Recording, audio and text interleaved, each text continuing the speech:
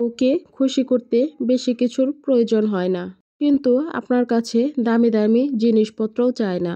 একটু ভালো ব্যবহার, একটু যত্নশীল আর একটু কেয়ারিং হলেই বউ কিন্তু খুবই খুশি। আসসালামু আলাইকুম, সবাই কেমন আছেন? আশা করতেছি আল্লাহর রহমতে ভালো আছেন। নতুন আরও একটি ভিডিওতে আপনাদের সবাইকে স্বাগতম জানাচ্ছি। খুশি করতে তেমন কিছুর কিন্তু প্রয়োজন হয় না। অনেক পুরুষ মানুষ আছে বউদের মন বোঝার চেষ্টাই করে না।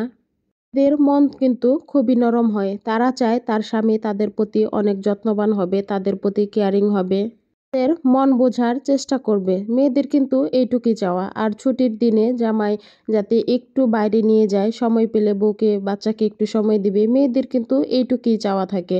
অনেক অনেক দামি জিনিসপত্র কিন্তু তাদের চাহিদা থাকে না। তো পুরুষ মানুষগুলা এগুলা বুঝতে চেষ্টাই করে না। তারা দেখা যায় সারাদিন ঘরে শুয়ে বসে মোবাইল টিপবে, কিন্তু বউ কি চাচ্ছে, বাচ্চা কি চাচ্ছে তার দিকে কোনো খেয়ালই দিবে না। ছুটির দিন আসলে বন্ধু বান্ধব নিয়ে ঠিকই বেড়াইতে যাইতে পারে, কিন্তু বউ বাচ্চা নিয়ে কখনো তারা বেড়াতে যাইতে পছন্দ করে না।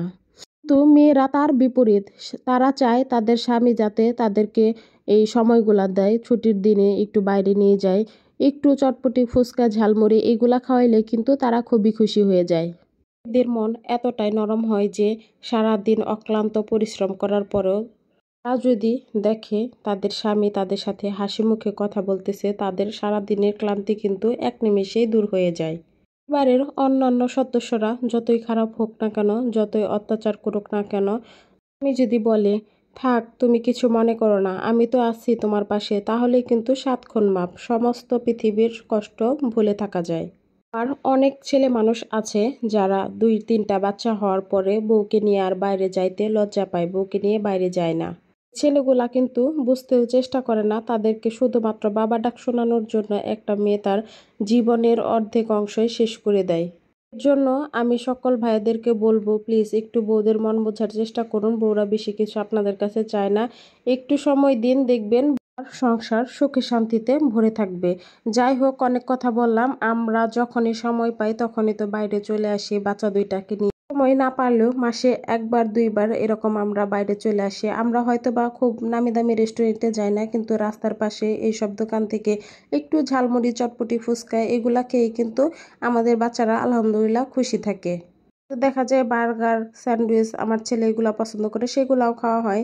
কিন্তু আজকে এখানে আমরা চলে গেছিলাম ঝালমুড়ি খেতে। এখানকার ঝালমুড়িটা খুবই মজা হয়, তাই আমি একটু মানে ভিডিও করে নিচ্ছিলাম, আর সাথে চটপটি ফুচকা এগুলোও কিন্তু খেয়েছিলাম। ছিল গতকালকের ভিডিও। আজকে আবার আমি আমার শ্বশুর বাড়িতে বেড়াতে গিয়েছিলাম, তারপর আসার সময় আবার আমার ছেলেকে নিয়ে ভেলপুরি ঝালমুড়ি চটপটি ফুচকা এগুলা খেলাম। মানে এগুলোর মধ্যে কিন্তু আমরা অনেক খুশি থাকতে চেষ্টা করি। আমরা যেহেতু মধ্যবিত্ত পরিবারের মানুষ, আমরা কিন্তু অল্পতেই খুশি থাকি। যতটা সামর্থ্য আছে তার মধ্যে নিজেকে খুশি রাখার চেষ্টা করি আলহামদুলিল্লাহ। এবং আমাদের বাচ্চাদের বেশি কিন্তু কিছু চাওয়ার নেই। এই যে ওর বাবা আমাদেরকে বুঝে আমাদেরকে সময় দেয়, এতেই কিন্তু আমরা খুবই খুশি। বাচ্চা দুইটাও মাশাল্লাহ অনেক এনজয় করে। আমরা দেখা যায় দূরে কোথাও বেড়াতে যাইতে পারি না, একটু হোন্ডা দিয়ে কোথাও আশেপাশে বেড়াতে নিয়ে যেয়ে তারপরে এইগুলা কিছু খাবার খাওয়াইলেই তারা কিন্তু খুবই খুশি হয়ে যায়।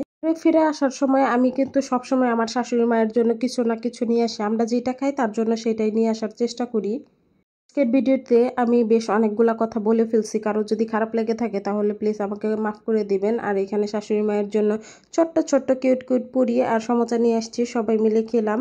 এই আজকে আমার ভিডিওটি আপনাদের কাছে কেমন লাগলো অবশ্যই কিন্তু কমেন্ট করে জানাবেন, আর ভালো লাগলে একটি লাইক কমেন্ট শেয়ার করে যাবেন। সবাই ভালো থাকবেন, আল্লাহ হাফেজ, আসসালামু আলাইকুম।